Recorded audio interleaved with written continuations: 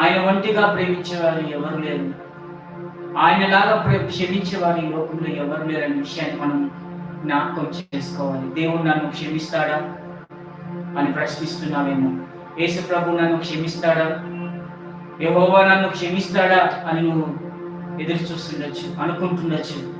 కానీ అక్షరాల 100% చెప్పగలను, ఆయన నీ ఎటువంటి పాపమునైనా, నీ ఎటువంటి దోషమునైనా, నీ ఎటువంటి పాపకర జీవితమునైనా క్షమించగలిగిన వాడు. ఆయన నీ పాపం కొరకే ముందుకు వస్తున్నవాడు, నీ దోషముల కొరకే ముందుకు వచ్చినవాడు.